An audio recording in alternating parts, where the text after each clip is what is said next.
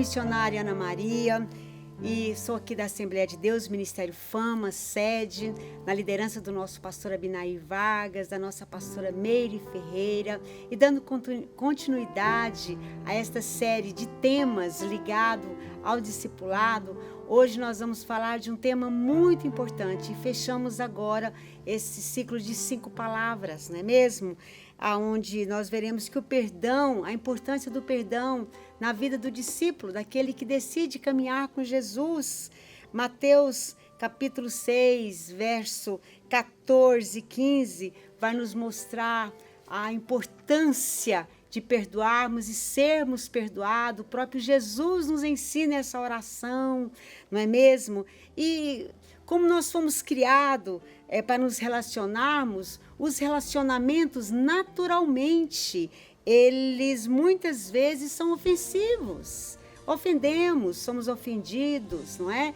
Ofendemos quando nós não cumprimos uma promessa, ofendemos quando não temos oportunidade, decepcionamos o outro, quando pegamos emprestado e não devolvemos, quando mentimos, né? Quando colocamos em dúvida, em xeque uma situação. Então são tantas situações que nós apenas ofendemos o irmão sem nenhum agravo maior, sem nenhuma discussão, mas houve uma ofensa e agora eu aprendo nessa lição de hoje que todo erro, toda falta de perdão, ela precisa de uma remissão, ela precisa de uma liberalidade para que a gente libere aquela pessoa que nos ofendeu ou aquele que nos ofendeu. Nós precisamos caminhar por essa via do pedir o perdão, de dar o perdão, não é?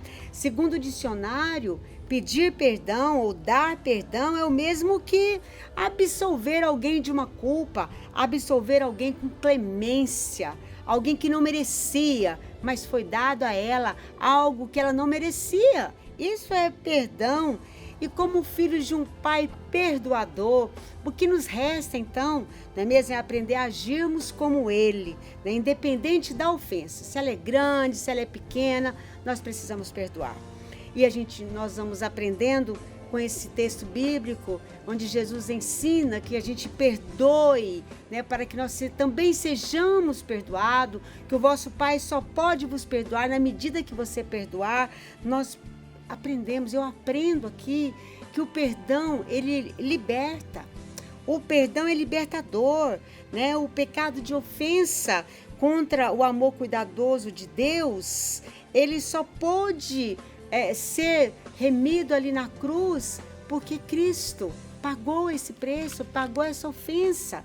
Então, quando nós somos perdoados, ou quando nós perdoamos, nós estamos trilhando um caminho da reconciliação, não é? É o mesmo caminho que o próprio Deus ofendido fez. O próprio Deus havia estabelecido para o homem os limites, aquilo que era possível viver, e nós erramos, né? A natureza humana, ela prevaleceu. O homem, então, ele cai em pecado, ele quebra tudo que havia ali estabelecido entre ele e o relacionamento com o próprio Deus, e ali o nosso próprio Deus, ele procura uma forma, não é? Em meio ao sofrimento de Cristo Jesus, ele procura uma forma de proporcionar a nós perdão. O próprio Deus, ele vê a nossa dificuldade de resolvermos o nosso problema, e ele sabe que a natureza, a humanidade, o ser humano, ele está envolvido com tantas coisas que o prendem, não é?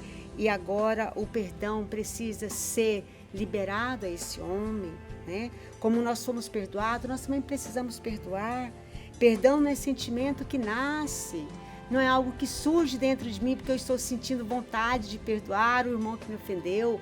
Perdão é mandamento, é vontade de Deus prevalecendo sobre a minha vontade, é aquilo que eu não consigo fazer, é tomar a iniciativa de perdoar, né? É tomar a iniciativa mesmo sem vontade.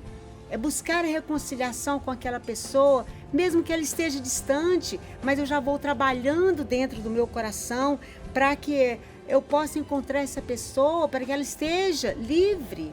Sabe por quê, meus irmãos?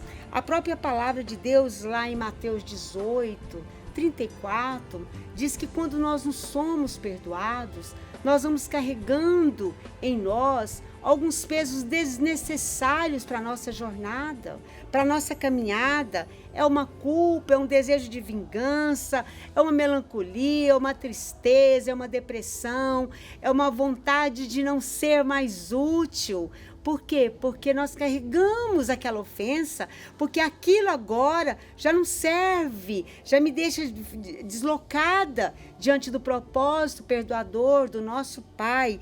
Quando nós perdoamos, nós não estamos sendo bonzinhos, nós estamos executando a vontade do nosso Pai para nós, né? Estamos executando a vontade de Deus para o ser humano, para a vida que é conduzida pelo Espírito Santo de Deus, né? O perdão, ele nos proporciona bênçãos, bênçãos sem fim. Se nós olharmos a palavra perdão, ela está no aumentativo, perdão, não é? Quando nós olhamos, o perdão não é fácil. Por quê? Porque exige de mim muito, esgota-me quando eu tenho que liberar o perdão, principalmente quando o ofensor não merece. Mas que foi o caso da raça humana diante de Deus. Mas quando nós liberamos, quando nós falamos, declaramos que perdoamos aquele que nos ofende, aquilo vai sendo trabalhado, o próprio Deus vai incumbindo-se de trabalhar e vai colocando o nosso coração no lugar. A disposição de perdoar é nós que tomamos, mas o perdão é derramado. Porque o nosso Deus, ele não deseja, Cristo Jesus não deseja que nós sejamos condenados, não é mesmo? E ele nos colocou que assim como nós perdoamos, nós também seremos perdoados, não é mesmo? Porque eu estaria fazendo pouco caso dessa misericórdia perdoadora do Pai, que foi derramada sobre mim. Porque a ofensa é maior do que o perdão que eu recebi, e isso vem contra a vontade do nosso Deus para nós. Então, na medida que nós vamos perdoando, vamos sendo perdoados. Diz que nós vamos tomando consciência desse perdão. Na verdade, vamos tomando consciência do perdão de Deus. Ressentimentos, eles devem ficar fora dos nossos planos. Ressentir é sentir de novo, saber que aquilo doeu em mim, mas agora eu estou sentindo de novo, estou alimentando.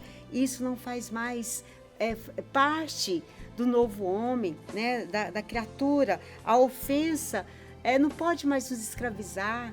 A presença daquela pessoa, ela não pode mais tirar a minha paz. Ela precisa, não é ela que retém a minha paz, porque eu estou precisando liberar perdão, não é mesmo? Então nós precisamos pensar sobre isso. Interessante que trazemos aqui nessa reflexão a ideia de quando nós queremos esconder algo e nós enterramos, né? Mas aí a gente deixa a pontinha de fora, para caso se eu precisar. Ainda usamos aqui o exemplo do machado. Vou enterrar esse machado porque eu não quero mais usá-lo, mas se eu precisar, então eu vou deixar o cabo de fora. Isso é a questão do perdão, não é? Se eu já recebi gratuitamente o perdão do nosso Deus, por que eu vou ficar guardando aquele ressentimento? E se eu precisar de ajuda, além da ajuda que Cristo pode me dar, eu preciso reconhecer que eu estou precisando de ajuda para perdoar, preciso falar com o meu discipulador, com o meu conselheiro, com o meu pastor, buscar ajudas terapêuticas, inclusive crentes ficam doentes e precisam de ajudas nessa área, não é mesmo? Precisamos abrir isso também para os nossos liderados, né? E como aplicação dessa palavra, nós sabemos que alguém que nos ofende e que nós precisamos isentá-los diante do Pai, de que forma? Perdoando-os, né? Então, tem alguém que nos ofendeu que a gente precisa isentar? Deixa seu liderado pensar sobre isso. Se ele quiser falar o nome, se ele não quiser, mas a memória dele vai trazer. Você está trabalhando, refletindo no seu coração que ele pode conceber perdoar, que é lícito, que é leve perdoar, é libertador, é abençoador perder. Quando nós perdemos, nós ganhamos. É isso que a palavra de hoje quer nos trazer.